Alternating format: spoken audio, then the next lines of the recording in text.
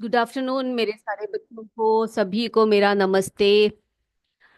Okay बेटा, तो आपके एग्जाम्स कब से शुरू हो रहे हैं बताइए। कब से स्टार्ट हो रहे हैं एग्जाम्स, और साइंस का एग्जाम कब है आपका, ये भी बता दीजिए मुझे। जी बहुत बहुत गुड आफ्टरनून सभी को। 24 मार्च से स्टार्ट हो रहा है exams. Okay, very good. UPS Holapur ने जवाब दिया है। 24 मार्च से आपके एग्जाम स्टार्ट हो रहे हैं। तो बेटा, एग्जाम स्टार्ट होने से पहले हमने रिवीजन करना है, ठीक है। सारे जितना हो सके हम मैक्सिमम क्वेश्चंस को और मैक्सिमम जो कंटेंट है उसको हम कवर करने का प्रयास करेंगे। ओके। यूपीएस भोरकला से कहा है 20th मार्च, 20th मार्च को से एग्जाम्स हैं क्या आपके? तो सभी के एग्जाम्स अलग अलग डेट से आ रहे हैं क्या? सीएस समोग्रा, यूपीएस चिरेगांव, सबने कहा है 24th। यूपीएस बोरकला, आप जरा चेक कर लीजिए एग्जाम डेट। ओके, चलिए। तो आज हम 3 चैप्टर्स का रिवीजन करेंगे, ठीक है। कौन कौन से चैप्टर्स हैं? प्रकाश एवं प्रकाश यंत्र, बल तथा दाब, फसल उत्पादन। तो ये 3 चैप्टर्स हैं जो आज हम कवर करने वाले हैं। इसके सारे इंपॉर्टेंट इंपॉर्टेंट जितने भी क्वेश्चंस हैं उनको हम कवर करेंगे, और एक्टिविटीज के थ्रू हम उसको समझने का प्रयास करेंगे। ओके ओके, ठीक है। आपने चेक कर लिया, 24 मार्च को है ना? ठीक है, ओके। चलिए, तो हम लोग स्टार्ट करें बेटा। चलिए, तो हम क्या करते हैं, एक्टिविटीज से हम लोग पढ़ना शुरू करते हैं ताकि आपको जल्दी जल्दी से सब कुछ समझ में आ जाए, बिल्कुल क्लियर हो जाए चीजें, है ना? तो चलिए, तो सबसे पहले हम देखते हैं हम क्या रिवाइज करने वाले हैं आज। सबसे पहले हम रिवाइज करेंगे फसल उत्पादन से, ठीक है। फसल उत्पादन चैप्टर में से कुछ क्वेश्चंस हैं हमारे पास। तो आप देखिए, आप जल्दी जल्दी से कमेंट, बेटा आप लोग क्या करिए, जब मैं क्वेश्चंस पूछती हूँ ना, आप अपने नोटबुक्स में जो मैं क्वेश्चन बता रही हूँ उनके आंसर्स देखो। यहाँ पर मैंने ऑप्शंस भी दिए रखे हैं, है ना? तो 2 ऑप्शंस ऐसे दिए हुए हैं। तो आप जल्दी जल्दी से क्या करेंगे, उन ऑप्शंस में से जो सही आंसर है, किसी का नहीं देखेंगे, बस आपने अपना देखना है। और आपने क्वेश्चन को ठीक से सुनना है, उसको समझना है, उसके बाद आपने क्या करना है, उसके आंसर को आपने अपनी नोटबुक में लिखना है। ओके। और जो जो कमेंट बॉक्स में बता सकते हैं वो लोग क्या करेंगे, अपने आंसर्स को बताते भी जाएंगे, ठीक है बेटा? तो तैयार हैं सभी? चलो शुरू करते हैं। तो यहाँ पे देखिए, पहला प्रश्न है। ये जो पहला है ना ऑप्शन, ये ए ऑप्शन रहेगा और ये दूसरा वाला बी ऑप्शन रहेगा। ओके। तो पहला प्रश्न है हमारा, निम्न में किस विधि में जल बूंद बूंद करके पौधों की जड़ों में गिरता है? तो ऐस 2 विधियां यहां पर बताई गई हैं। इनमें से किस विधि से या किस विधि में जल जो है बूंद बूंद करके पौधों की जड़ों में गिरता है, बताइए। यस, आंसर्स आ रहे हैं। सोनबरासा, बोरखला, यूपीएस होलापुर, सभी बच्चों ने, सीएस समोग्रा, करधाना, चित्रसेनपुर। ओके, मैं सभी के नाम लूंगी। यूपीएस बिहादा, यहाँ के सभी, राखी नेवादा, सभी से आंसर आया है ट्रिप तंत्र, है ना? तो ट्रिप तंत्र में क्या होता है कि बूंद बूंद करके पौधों की जड़ों में पानी गिरता है, इससे पानी की बचत भी होती है। ओके बेटा, अगला है, रबी की फसल कौन सी होती है? इसमें से कौन सी फसल जो है वो रबी की फसल है? तो बेटा, आप सबने पढ़ी होगी खरीफ फसल और रबी फसल, है ना? और आपको पता होगा कौन कौन से महीने में रबी की फसल उगाई जाती है, कौन से महीने में खरीफ की फसल उगती है, या उगाई जाती है। तो आपने वो ध्यान रखते हुए आंसर देना है कि कौन सी फसल जो है इसमें से रबी की फसल है। जी हाँ, बताइए। सीएस चित्रसेनपुर, सीएस करधाना, इन सबका आंसर आ चुका है। यस, बताइए कौन सी है बेटा? हम्म, कौन सी है रबी की फसल? बताइए। गेहूं, है ना? इनमें से जो दिया गया है, इनमें से गेहूं जो है वो रबी की फसल है। अगला देखिए, खरीफ की फसल। खरीफ की फसल कौन से महीनों में बोई जाती है? मई से सितंबर, जून से सितंबर। ओके, मई से सितंबर, जून से सितंबर। बताइए आप मुझे, कौन से महीने में जो है ये उगाई जाती है खरीफ की फसल? बता सकते हैं आप लोग मुझे? जी हाँ, ऑप्शन बी है ना। ऑप्शन बी बिल्कुल सही है। जून से सितंबर, बेटा आपके टेक्स्ट बुक में जो है जून से अक्टूबर करके दिया गया है, तो जून से सितंबर अक्टूबर महीनों में क्या किया जाता है, खरीफ की फसल को जो है उगाई जाती है। तो ये जो आंसर है बी ऑप्शन, ये बिल्कुल सही है। अगले पर जाते हैं हम लोग। मिट्टी में पोषक तत्वों के स्तर को बनाए रखने के लिए, मिट्टी में पोषक तत्वों के स्तर को बनाए रखने के लिए मिट्टी में क्या मिलाई जाता है, क्या मिलाया जाता है बेटा मिट्टी में। आपने अगर जो है हमारे जो पौधे होते हैं, जो हमारे खेत होते हैं, उसमें उनके पोषक तत्वों को इंक्रीज करने के लिए, बढ़ाने के लिए क्या उनमें मिलाया जाता है। तो सबको आंसर मालूम होगा इसका, सबने बिल्कुल सही सही आंसर बताया है मुझे। क्या बताया है, खाद, है ना। तो यूपीएस बोरकरा, यूपीएस होलापुर, राखी नेवादा, देन अनंतपुर, सभी ने मुझे जवाब दिया है खानपुर। सबका जवाब बिल्कुल सही है बेटा। मोखालपुर, बत्सार, करधाना, सभी स्कूलों के बच्चों ने कहा है कि हम खाद मिलाते हैं मिट्टी में पोषक तत्वों के स्तर को बनाए रखने के लिए। बहुत बढ़िया। अगला देखिए, फसल के, बेटा यहां पर दोनों नहीं है, दाने हैं, ठीक है, दानों। ओके, यहाँ पर एक स्पेलिंग मिस्टेक है, इसको जरा आप ठीक से पढ़ लीजिए। मैं इसको बता रही हूँ, इसको करेक्शन कर रही हूँ। फसल के दानों से भूसा अलग करना कहलाता है डैश। उसे हम क्या कहते हैं, फसल के दानों से भूसे को अलग करने की जो प्रक्रिया होती है उसको क्या कहा जाता है बेटा। यस, भिशामपुर से, भोरकला से, राखी नेवादा से, बहुत अच्छे। यूपीएस होलापुर ने बिल्कुल सही आंसर दिया है। यूपीएस सोनबरासा से भी कहा है, क्या बताया है, सीएस देवपुर ने भी कहा है। हमारा जो ऑप्शन बी है, जो है मड़ाई, जिसे हम थ्रेशिंग कहते हैं, वो है इसका करेक्ट आंसर बेटा। क्या है, फसल के दानों से भूसा अलग करने की जो प्रक्रिया होती है उसे हम मड़ाई कहते हैं। बहुत बढ़िया। अगले प्रश्न की तरफ चलते हैं। फल सब्जियों में मात्रा, बेटा जल की मात्रा, ठीक है, फल सब्जियों में जो है जल की मात्रा अधिक होती है, तो इनके अधिक होने के कारण, यानी कि जल की मात्रा अधिक होने के कारण इन्हें भंडारण करते समय, या इनका भंडारण, इनका स्टोरेज करते समय किस तापमान में रखा जाता है। मैं बात कर रही हूँ फल और सब्जियों की, ठीक है। तो फल सब्जियों का जो भंडारण करते हैं, हमें पता है उनमें ज्यादा मात्रा में क्या होता है, पानी होता है, जल की मात्रा अधिक होती है ना। तो उनको भंडारण करते समय हमें किस टेम्परेचर पे उनको, उनका स्टोरेज करना चाहिए। बहुत बढ़िया, बहुत बढ़िया आंसर आ रहा है मुझे। देखो बेटा, मैंने पूछा है आपसे किसके भंडारण की बात, आप क्वेश्चन को ठीक से पढ़िए। फल और सब्जियों के भंडारण की मैं बात कर रही हूँ। तो बेटा हम लोग घरों में भी जब फल और सब्जियों को हम लोग जब स्टोर करते हैं, तो ज्यादातर कहाँ पर स्टोर करते हैं बेटा, फ्रिज में स्टोर करते हैं, है ना। उनका टेम्परेचर जरा सोच के बताइए आप लोग मुझे। एक दो स्कूल्स ने कहा है बेटा, आंसर जो गलत कहा है वो कहा है कि 20 to 21 डिग्री सेंटीग्रेड कहा है ना।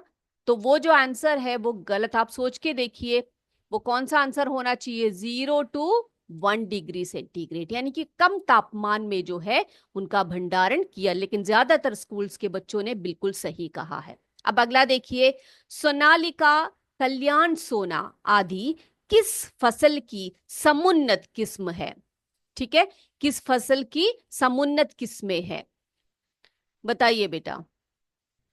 ये जो लास्ट में जो यहाँ पर है ना, ये इसको मत पढ़िए, मैं जो पूछ रही हूं उस पर ध्यान दीजिए। यहाँ पर थोड़ा सा एरर है यहाँ पर।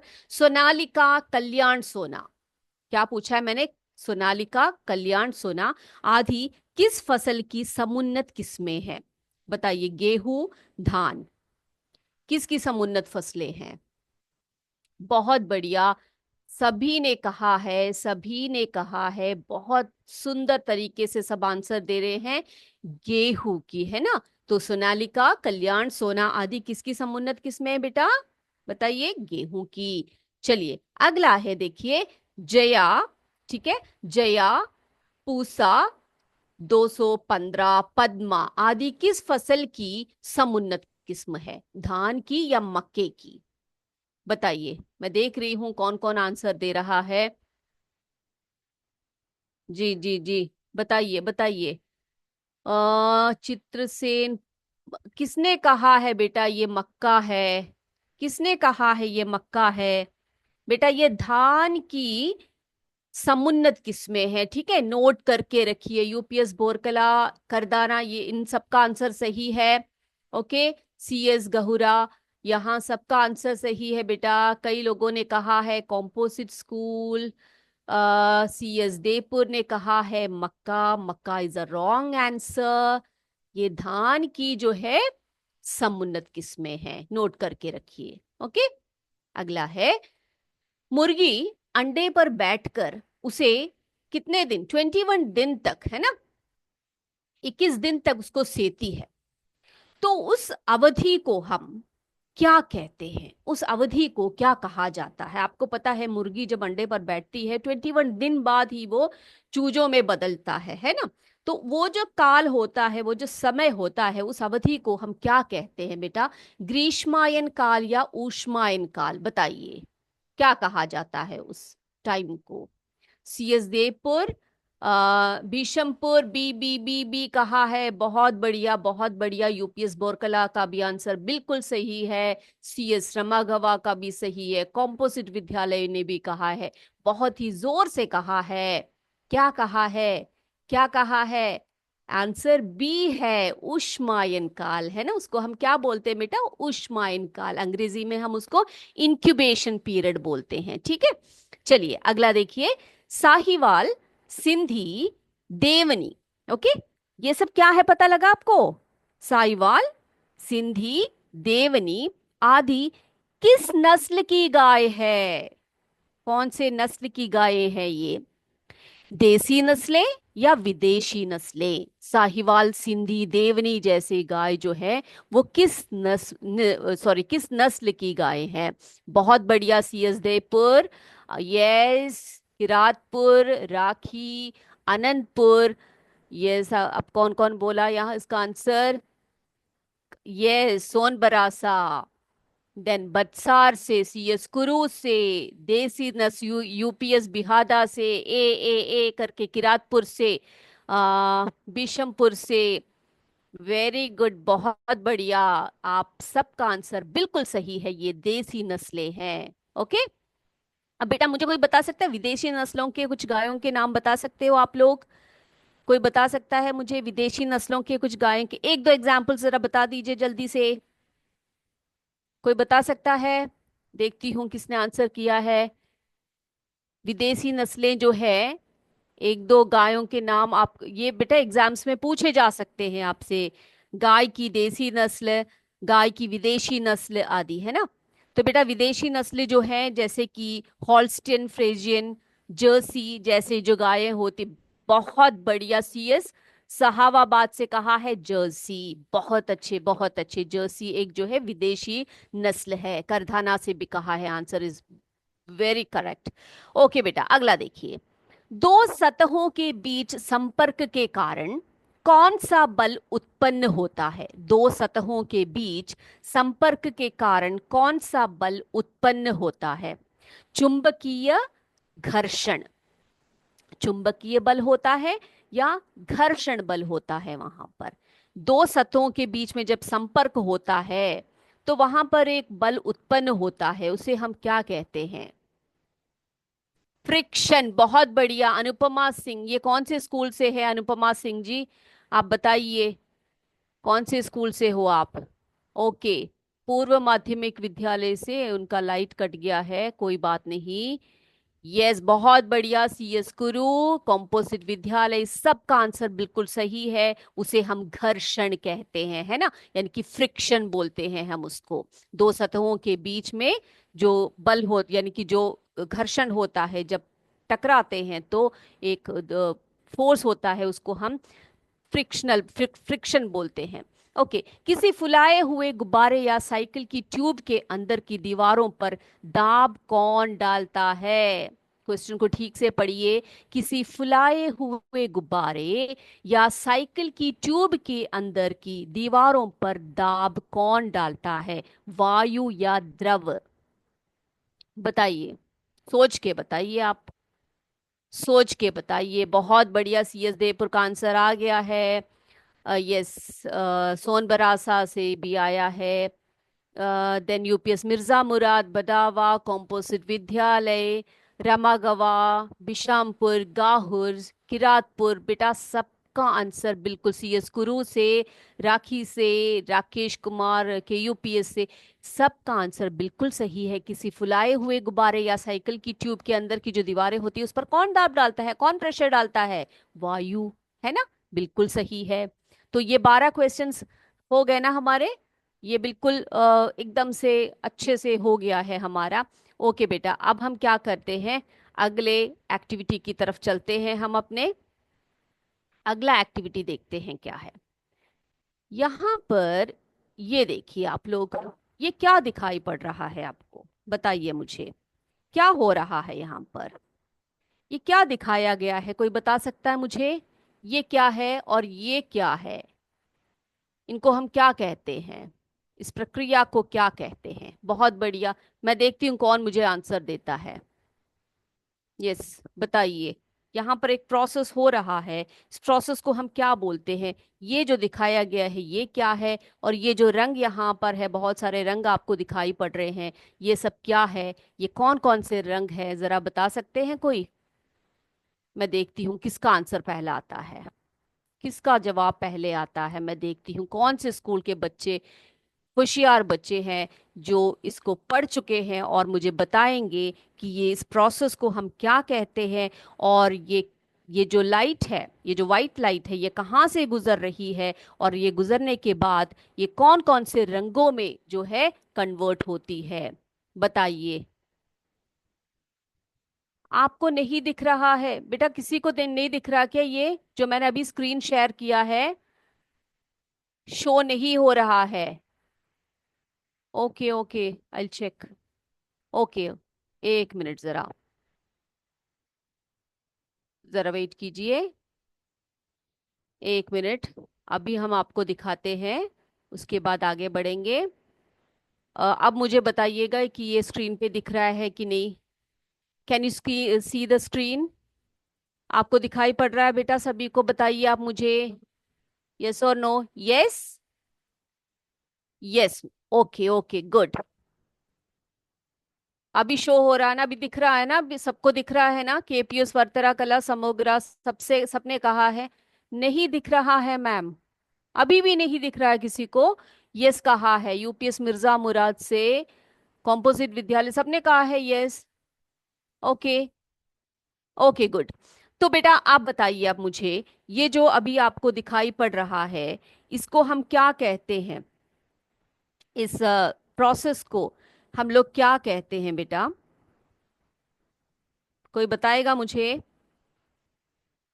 जी, ये कहाँ से पास हो रहा है और कौन कौन से रंगों में जो है कन्वर्ट हो रहा है? बहुत बढ़िया, बहुत बढ़िया, ब्लर दिखाई पड़ रहा है आपको?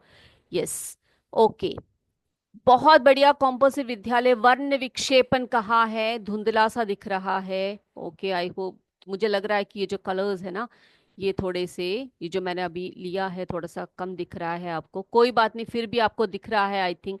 किरातपुर का आंसर बिल्कुल करेक्ट है, उन्होंने कहा है।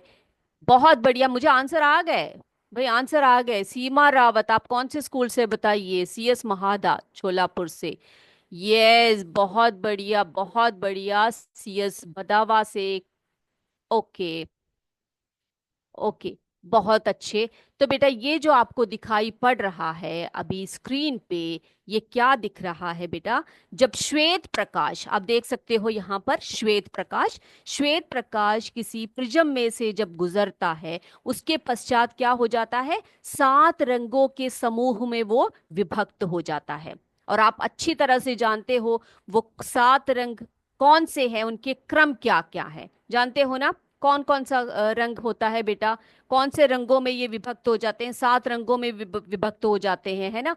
वो कौन कौन से रंग है यहाँ पर देखिए आप, इसको हम विबज्योर बोलते हैं, है ना? विबज्योर बोलते हैं अंग्रेजी में। हिंदी में कौन कौन से जो है रंग है बताइए आप लोग? Violet, indigo, blue, green, yellow, orange, red, है ना? तो ये बताइए आप इसका क्रम। बैंगनी, बहुत बढ़िया। देन जामुनी, नीला, हरा, पीला, नारंगी तथा लाल, है ना। तो प्रिज्म के से जो है गुजरने के बाद श्वेत प्रकाश का अपने अवयवी रंगों में, किसमें, अपने अवयवी रंगों में विभक्त होना ही क्या कहलाता है, बताइए आप लोग। उस प्रोसेस को क्या कहते हैं, क्या कहते हैं उसको। 7 कलर्स, यस, बहुत बढ़िया। यूपी सोनबरासा से, हरसोस से कहा है, भीशमपुर से कहा है। ओके, आप मुझे ये बता दीजिए, प्रिज्म से गुजरने के बाद जब श्वेत प्रकाश अपने इन 7 रंगों में, यानी कि जो अवयवी रंग होते हैं, इनमें विभक्त हो जाते हैं, तो उस प्रोसेस को क्या कहते हैं बेटा, कोई बता सकता है मुझे, क्या कहते हैं उसको, बताइए, क्या कहा जाता है उसको। एक आंसर मुझे आया था इससे पहले, मैंने देखा था। यस, यूपीएस भोरकला ने आंसर दिया था मुझे इसका। बहुत बढ़िया। मैं देखती हूँ कोई और जवाब देता है कि नहीं। मैं उस प्रोसेस का नाम पूछ रही हूँ जब जो है, बेटा आप नोट करके रखिए, प्रिज्म से गुजरने के पश्चात श्वेत प्रकाश का अपने अवयवी रंगों में विभक्त होना प्रकाश का विक्षेपण कहलाता है। ओके, प्रकाश विक्षेपण कहलाता है। और स्पेक्ट्रम क्या होता है, पर्दे पर प्राप्त 7 रंगों के समूह को का जो है प्रकाश का वर्णक्रम कहा जाता है। ठीक है, बहुत अच्छे, विक्षेपण कहा जाता है उसको। ओके, चलिए अब हम बढ़ते हैं आगे, इसको क्लोज कर देते हैं। अब आगे चलते हैं। अब आगे अगला जो हमारा एक्टिविटी है वो क्या है, देखते हैं। चलिए,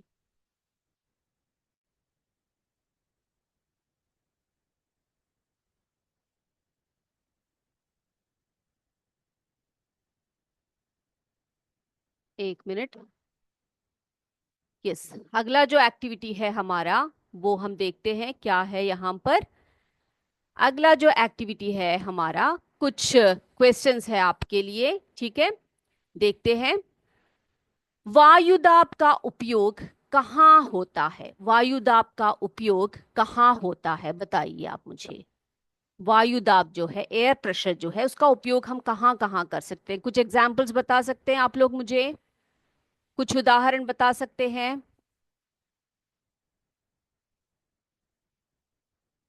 ओके,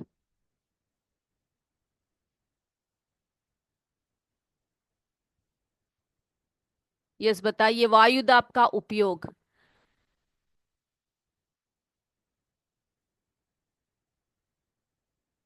1 मिनट।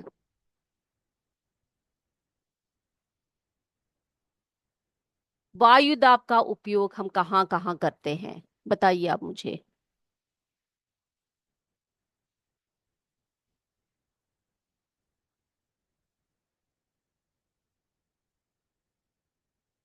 जी, आप आंसर दीजिए मुझे। वायुदाब का उपयोग आप कहाँ देख सकते हैं।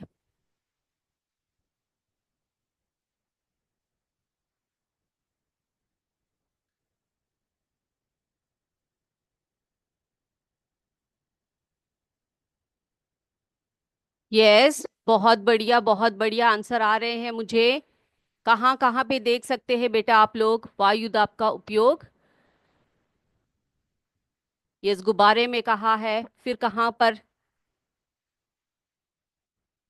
अभी आपको मेरा स्क्रीन दिखाई दे रहा है, सभी को स्क्रीन दिख रहा है, बताइए। जी हाँ, हैंडपंप, गुब्बारे में, बहुत बढ़िया, बहुत बढ़िया, गुब्बारे में। अभी स्क्रीन विजिबल है मेरा, बताइए आप लोग मुझे। फुटबॉल में, बहुत बढ़िया।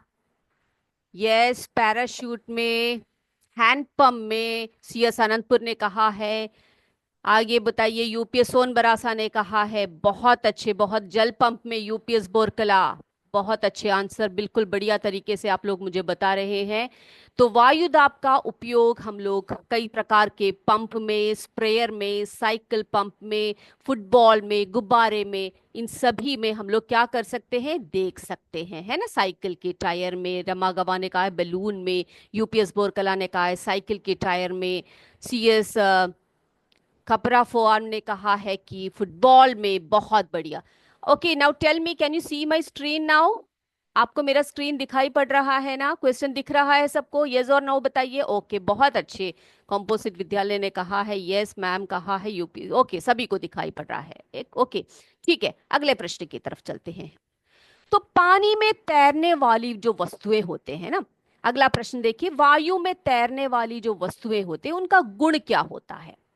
उनका क्या गुण होता है जिससे कि वो पानी के ऊपर तैरते हैं, फ्लोट करते हैं पानी के ऊपर? बता सकता है मुझे कोई, उनका गुण क्या होता है?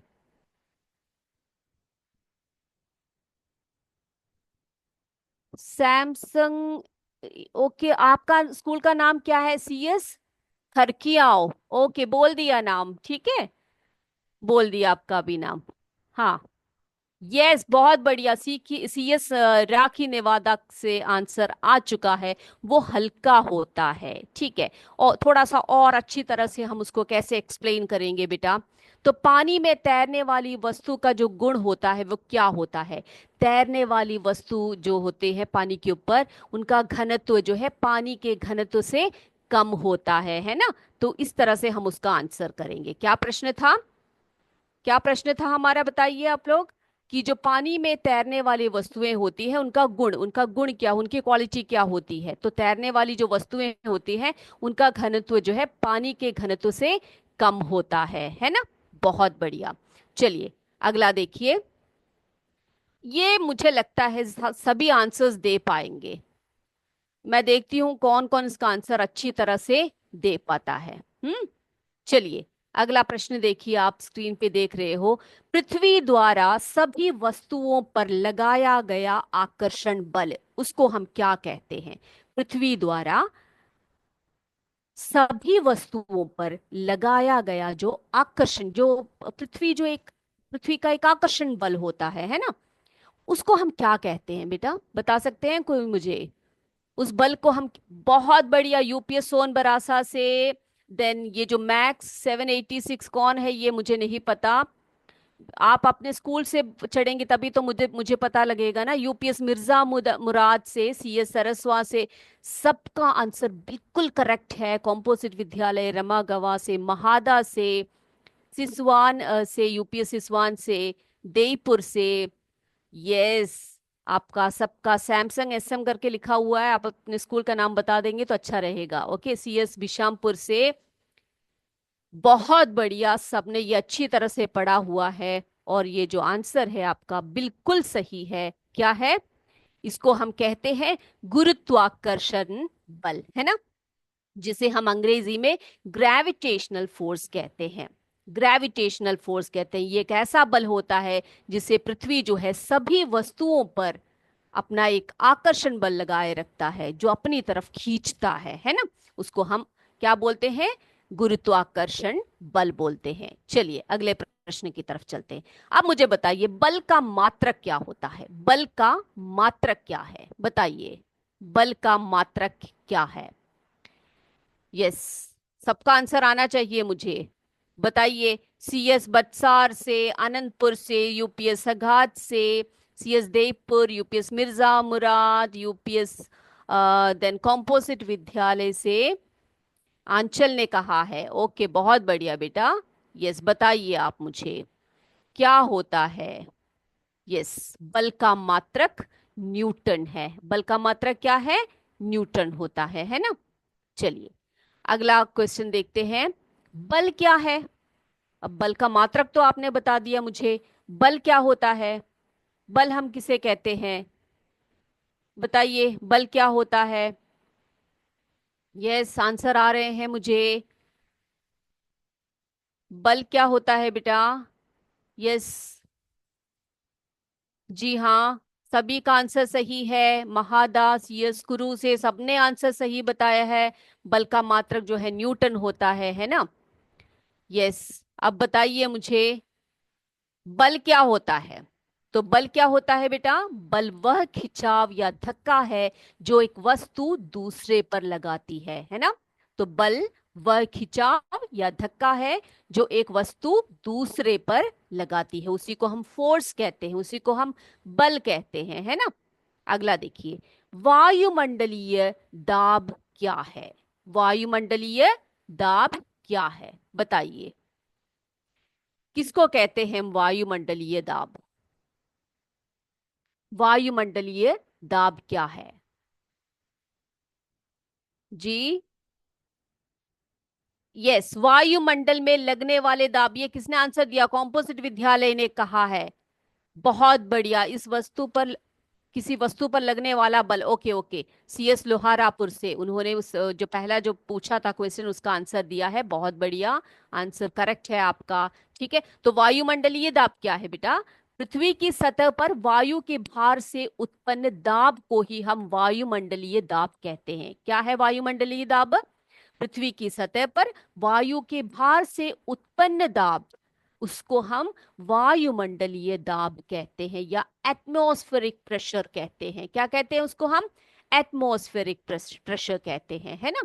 चलिए अगला। घनत्व का सूत्र क्या है? कोई बता सकता है मुझे? घनत्व का सूत्र क्या है? घनत्व का सूत्र, डेंसिटी का सूत्र क्या है बताइए?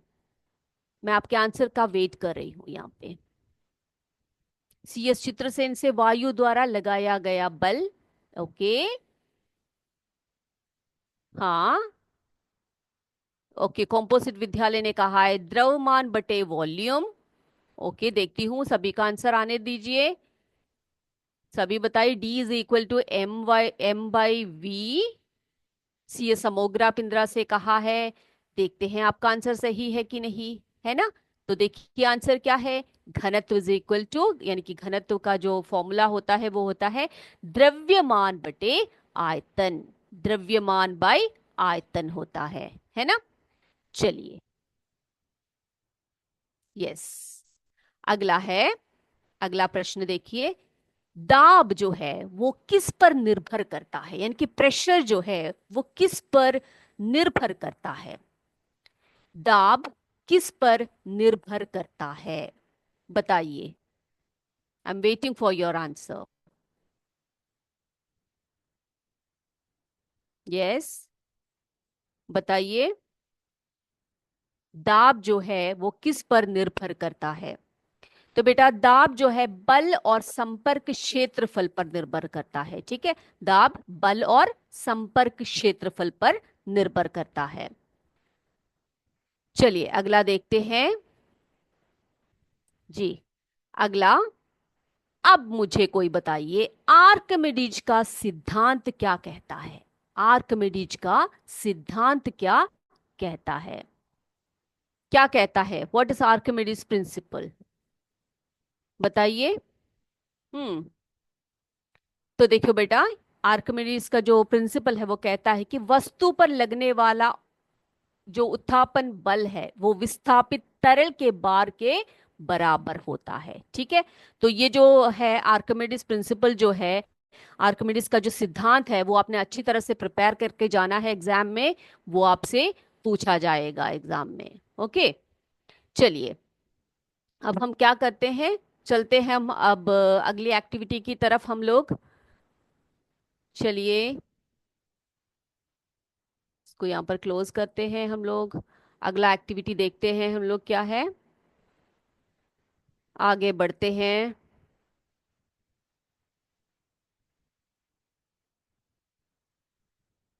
चलिए बेटा, अब जो है हम देखने वाले हैं जो हमारा उत्तल लेंस और जो अवतल लेंस है ना। उत्तल लेंस और अवतल लेंस, इन दोनों में क्या डिफरेंस होता है? आप जानते हो बेटा उत्तल लेंस और अवतल लेंस क्या होते हैं? हाँ, कॉनकेव लेंस और कॉन्वेक्स लेंस, इन दोनों में डिफरेंस बता सकते हो आप लोग मुझे?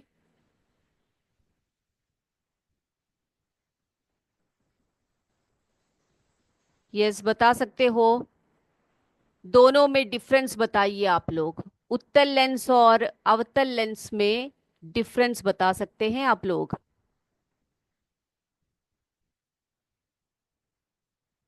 कितने बच्चे बता सकते हैं मुझे? ओके, आप आंसर्स देते जाइए, ठीक है, मैं देखूंगी सबके आंसर्स। सबके आंसर्स देखूंगी। यस, आंसर आ रहा है। उत्तल और अवतल लेंस में क्या डिफरेंस है? कॉनकेव और कॉन्वेक्स लेंस में क्या डिफरेंस होता है बेटा, बताइए आप लोग मुझे।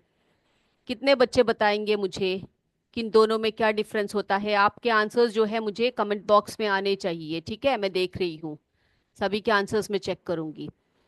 ओके, तो बेटा अभी हम जाते हैं एक डायग्राम की तरफ। हम्म आप जो कॉन्वेक्स और कॉन्केव लेंस है, यानी कि उत्तल और अवतल लेंस है, उनके जो अंतर स्पष्ट है उसको आप लिखते जाइए, आप बताते जाएंगे, ठीक है? तो सबसे उससे पहले हम क्या करने वाले हैं, हम लोग अभी क्या करेंगे, अभी हम लोग जो है क्या करेंगे, ये जो डायग्राम है इसको हम लोग समझेंगे। ओके, सभी तैयार होना। ये क्या दिखाया गया है आपको यहाँ पर, क्या दिखाई पड़ रहा है? बहुत बढ़िया, यूपीएस सिसवान से, कॉम्पोजिट विद्यालय से सभी के आंसर आ रहे हैं। आ, ओके, कॉम्पोजिट विद्यालय, देन के यूपीएस वर्तरा कला से। बहुत बढ़िया, बहुत बढ़िया, सबके आंसर्स आ रहे हैं, मैं चेक करूंगी। यस, कॉम्पोजिट विद्यालय। ओके बेटा, तो यहाँ पर आप देखिए, यहाँ पर क्या दिखाई पड़ रहा है बताइए आप मुझे। ये मानव नेत्र है ना, ह्यूमन आई का स्ट्रक्चर दिखाया गया है। तो हमारे टेक्स्ट बुक में ये बहुत ही विस्तृत तरीके से हमें दिया हुआ है, यानी कि मानव नेत्र ये एग्जाम्स में पूछे जाते हैं। और आपसे ये भी बोला जाता है कि आप इनके पार्ट्स को लेबल करिए, ठीक है? इनको अच्छी तरह से लेबल करिए, तो आपको एक एक इनका जो पार्ट्स है वो याद होना चाहिए। तो हमें पता है बेटा, जो मानव नेत्र होता है वो हमारे शरीर का सबसे महत्वपूर्ण अंग होता है ना? सबसे महत्वपूर्ण अंग होता है कि नहीं? तो हम जो है हमारी आंखों से पास की वस्तुओं को, दूर की वस्तुओं को, बहुत छोटी छोटी वस्तुओं को, बड़ी चीजों को, सबको हम लोग देख पाते हैं। कैसे देख पाते हैं? हमारी आंखों की सहायता से देखते हैं, हमारे नेत्रों की सहायता से देखते हैं, है ना? तो इनके पार्ट्स को हम जरा लेबल करने की कोशिश करें। तो ये हमारा जो नेत्र है ये दिखाया गया है। तो इसमें सबसे पहले यहां पर आप देखिए, यहां पर आप देख सकते हैं, सबसे पहली बात तो ये है कि जो मानव नेत्र है उसका जो आकार होता है वो कैसा होता है? गोलाकार होता है ना? गोलाकार होता है। और इसकी जो सामने का जो भाग है, जो उभरा भाग होता है, उसे हम क्या कहते हैं बताइए? आप लोग चैट बॉक्स पे कमेंट कर दीजिए, मैं क्या करूंगी, इसको लेबल करते जाऊंगी आपके साथ साथ। बता सकते हैं जो उभरा हुआ जो पार्ट होता है जो फ्रंट में, इसको हम क्या कहते हैं? मानव नेत्र के जो सबसे आगे का जो भाग, उभरा भाग होता है, इसे हम क्या कहते हैं? एक बच्चे का भी आंसर आ गया तो मैं लेबल करना शुरू कर दूंगी यहां पर। उत्तल लेंस और अवतल लेंस, सबका आंसर मुझे दिखाई पड़ रहा है, सबने आंसर्स किया। बहुत बढ़िया, कॉम्पोजिट विद्यालय मोटरोला मोटर, ये किसका पता नहीं कौन से स्कूल का है, यूपीएस सिसवान से, उन्होंने भी क्या किया है, उत्तल और अवतल लेंस के बारे में जो है डिफरेंशिएट किया है। यस, के यूपीएस वर्तरा कला, किरातपुर, सब ने कहा है कॉर्निया। तो हम लेबल करने जा रहे हैं कॉर्निया को, ठीक है? तो कॉर्निया क्या है?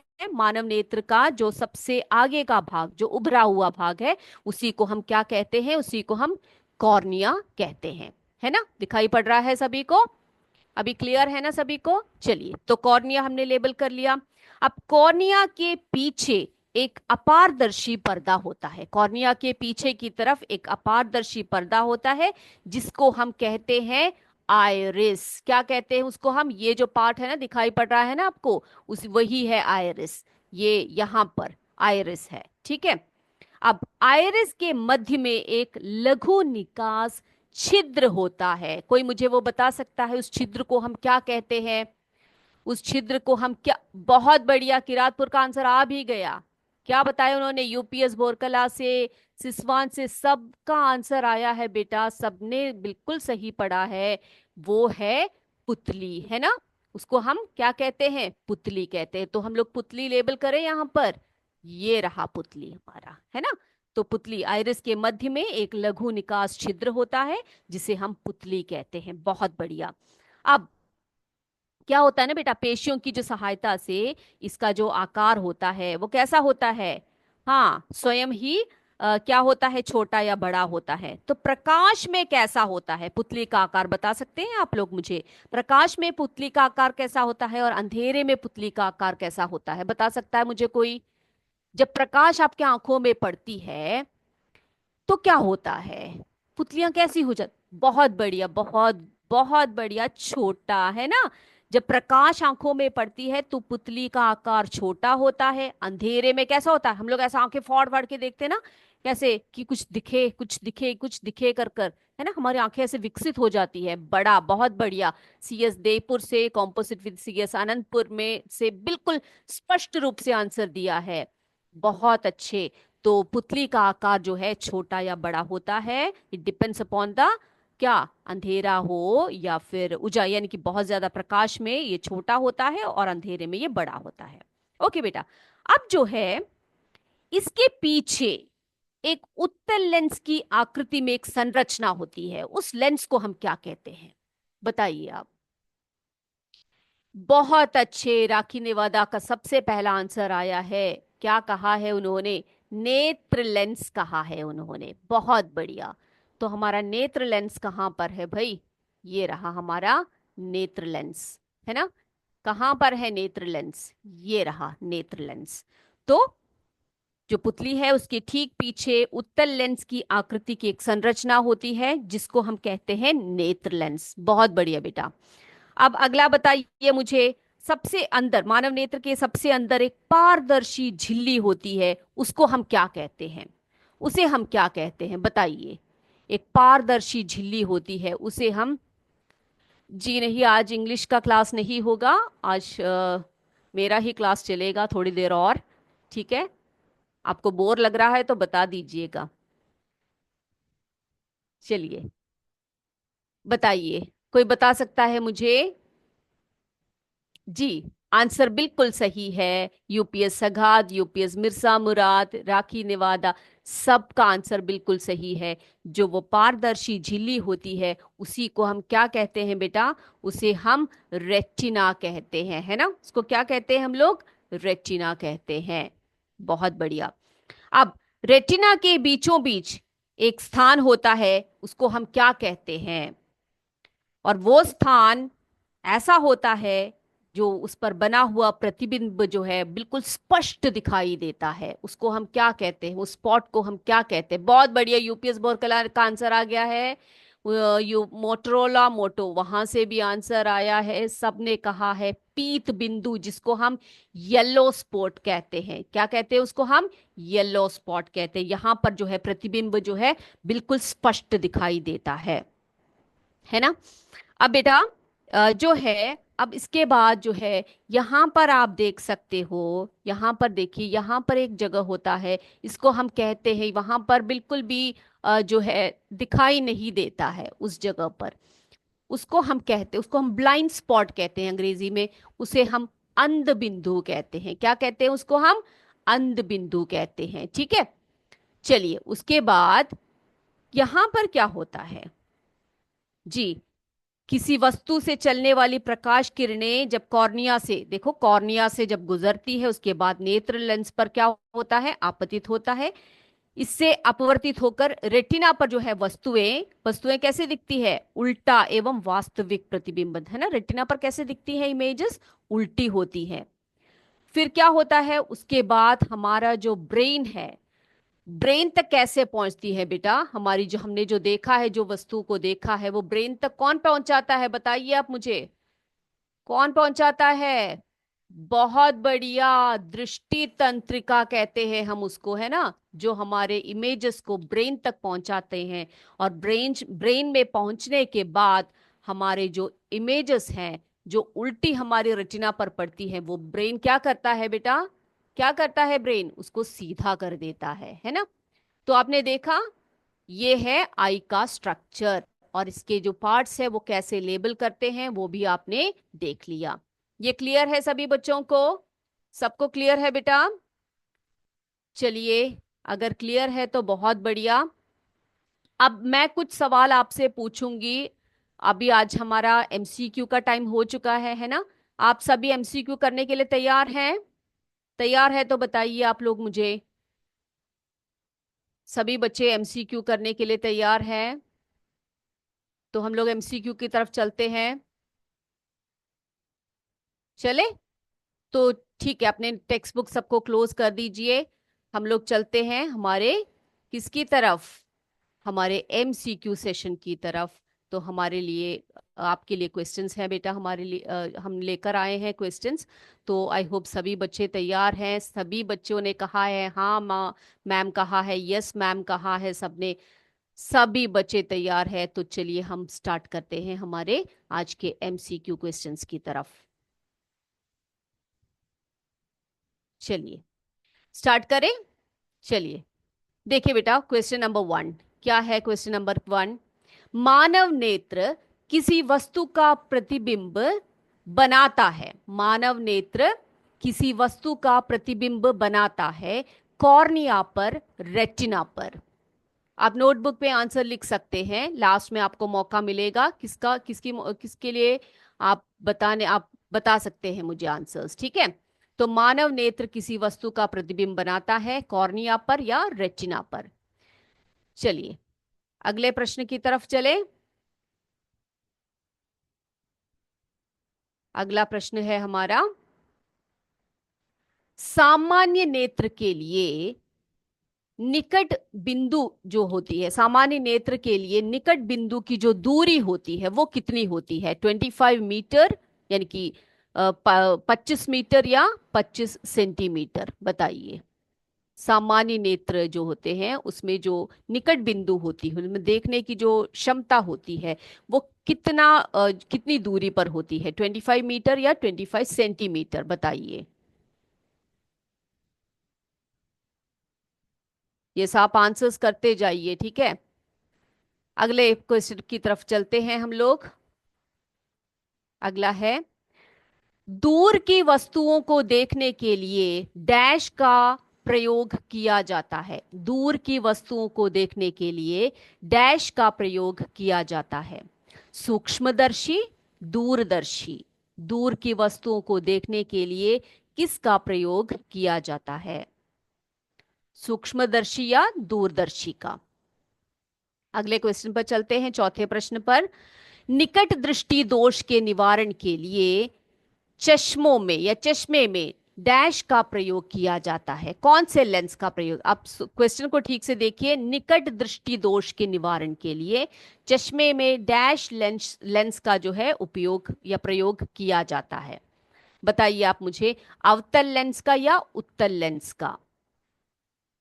ओके, अगले प्रश्न की तरफ चले हम लोग। अगला क्वेश्चन देखते हैं। उत्तल लेंस के फोकस बिंदु तथा प्रकाश केंद्र के बीच रखे वस्तु का प्रतिबिंब होता है कैसे। उत्तल लेंस की बात कर रही हूं मैं। उसके फोकस बिंदु तथा प्रकाश केंद्र के बीच रखे वस्तु का प्रतिबिंब कैसा होता है। आभासी, बड़ा व सीधा, आभासी, बड़ा व उल्टा। क्वेश्चन को ठीक से पढ़िए, उसके बाद आप आंसर लिखेंगे। उत्तल लेंस के फोकस बिंदु तथा प्रकाश केंद्र के बीच रखे वस्तु का प्रतिबिंब कैसा होता है। आभासी, बड़ा व सीधा, आभासी, बड़ा व उल्टा। अगले प्रश्न की तरफ चलते हैं हम लोग। अगला क्वेश्चन है हमारा, अवतल लेंस के बने किसी वस्तु का बना जो प्रतिबिंब होता है वो कैसे होता है। तो अवतल लेंस के बने किसी कोई भी वस्तु हो तो उसमें जो प्रतिबिंब बनता है वो कैसा प्रतिबिंब होता है। आभासी, सीधा व छोटा, आभासी, उल्टा व छोटा। देखिए आप, आभासी, सीधा व छोटा, आभासी, उल्टा व छोटा। यस, हो गया सबका आंसर।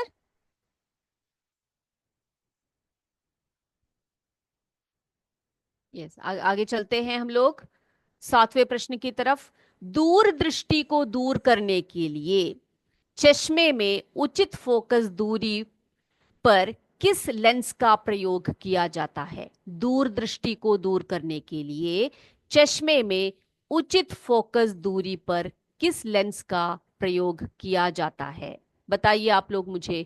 आंसर बताइए, अवतल लेंस का प्रयोग करते हैं या उत्तल लेंस का प्रयोग करते हैं। अवतल लेंस का या उत्तल लेंस का। 8वें प्रश्न की तरफ चलते हैं हम लोग। रेटिना पर बना प्रतिबिंब तांत्रिक द्वारा, यानी कि जो हमारी तंत्रिकाएं होती है, ठीक है, तंत्रिक तांत्रिक नहीं बेटा, तंत्रिकाएं, ठीक है, प्रतिबिंब तंत्रिकाएं द्वारा जब मस्तिष्क में भेजा जाता है तो मस्तिष्क उसको संशोधित करके डैश कर लेता है। तो आपको सोचना है कि जो हमारे रेटिना पर प्रतिबिंब पड़ता है वो कैसा पड़ता है, और जब मस्तिष्क में भेजते हैं और मस्तिष्क उसका संशोधन करके क्या कर लेता है, उसको उस इमेज को क्या कर लेता है, देखो बेटा, सीधा कर लेता है या उल्टा कर लेता है। आपको चीजें कैसी दिखाई देती है, क्या करता है हमारा मस्तिष्क? ये हमारा 8वां प्रश्न है। अब 9वें प्रश्न की तरफ चलते हैं। जिस लेंस के मध्य का भाग मोटा तथा किनारों पर पतला हो उस लेंस को डैश कहते हैं। जिस लेंस का मध्य भाग मोटा तथा किनारों पर पतला होता है उस लेंस को हम क्या कहते हैं? उत्तल लेंस कहते हैं या अवतल लेंस कहते हैं? ये हमारा 9वां प्रश्न था। अगला 10वें लास्ट क्वेश्चन की तरफ चलते हैं। अवतल लेंस को डैश भी कहा जाता है। अवतल लेंस को उसका एक और नाम है, उसे हम डैश के नाम से भी जानते हैं, अभिसारी लेंस या अपसारी लेंस। बताइए आप मुझे। यस, तो ये तो था हमारा आखिरी क्वेश्चन, ठीक है, ये हमारा लास्ट क्वेश्चन था। तो सभी बच्चे अभी आंसर देने के लिए तैयार हो जाइए। So kindly unmute them. Answer देने के लिए तैयार हो जाइए बेटा, जल्दी से आंसर दीजिए। सबसे पहला प्रश्न, Kartik sir. Hello, can you hear me sir? Okay, आप सभी अपने आप को अनम्यूट कीजिए और आंसर दे दीजिए। मानव नेत्र किसी वस्तु का प्रतिबिंब जो है कैसे, किस पर बनाती है? यस, बताइए। सभी के आंसर्स मुझे आ चुके हैं, बहुत बढ़िया बहुत बढ़िया। कहाँ पर बनाती है बेटा? रेटिना पर, है ना। अगला जो क्वेश्चन था उसका आंसर है, सामान्य नेत्र के लिए निकट बिंदु की दूरी कितनी होती है? चेक कर लीजिए अपने आंसर को। 25 सेंटीमीटर होती है ना। अगला देखिए, तीसरा, दूर की वस्तुओं को देखने के लिए डैश का प्रयोग किया जाता है। किसका प्रयोग किया जाता है? दूरदर्शी का प्रयोग किया जाता है। अगला है, दूर की वस्तु, सॉरी, निकट दृष्टि दोष निवारण के लिए, निकट दृष्टि दोष निवारण के लिए चश्मे में किसका प्रयोग किया जाता है? कौन से लेंस का प्रयोग किया जाता है? हम करते हैं अवतल लेंस का प्रयोग, है ना। अगला है 5वां, उत्तल लेंस के फोकस बिंदु तथा प्रकाश केंद्र के बीच में रखे वस्तु का प्रतिबिंब कैसा होता है? कैसा होता है बेटा? आभासी, बड़ा व सीधा होता है। अगला 6वां, अवतल लेंस के बने किसी वस्तु का बना प्रतिबिंब कैसा होता है? अवतल लेंस का कैसा होता है? आभासी, सीधा व छोटा होता है। अगला 7वां प्रश्न देखिए, दूर दृष्टि दोष को दूर करने के लिए चश्मे में उचित फोकस दूरी पर किस लेंस का प्रयोग किया जाता है? बहुत बढ़िया, उत्तल लेंस का प्रयोग करते हैं, है ना। अगला है, रेटिना पर बना प्रतिबिंब तंत्रिकाएं द्वारा जब मस्तिष्क में भेजा जाता है तो मस्तिष्क उसको संशोधित करके उसको क्या कर देता है? सीधा कर देता है। अब 9वां प्रश्न का उत्तर, जिस लेंस के मध्य का भाग मोटा तथा किनारों पर पतला होता है उस लेंस को डैश कहते हैं। क्या कहते हैं हम उस लेंस को? क्या कहते हैं उसे? हम कहते हैं, बताइए, उत्तल लेंस, है ना। अब 10वां लास्ट जो क्वेश्चन है उसका आंसर है, अवतल लेंस को डैश भी कहा जाता है। अवतल लेंस को हम अपसारी लेंस भी कहते हैं। बहुत बढ़िया। तो आई होप आज का जो सेशन है आप सबको क्लियर हो गया है बेटा। आज का सेशन सबको कैसा लगा मुझे जरा बता दीजिएगा। ओके, सबने आंसर्स कमेंट बॉक्स में दिया हुआ है, बहुत बढ़िया, मैं बहुत खुश हूँ। आप सभी तैयारी अच्छी तरह से कर रहे हैं। आप मुझे बताइए आज का सेशन कैसे लगा। इसी तरह से हम अगले क्लासों में भी जो बाकी जो लेसन्स हैं उन सब के भी रिवीजन करेंगे।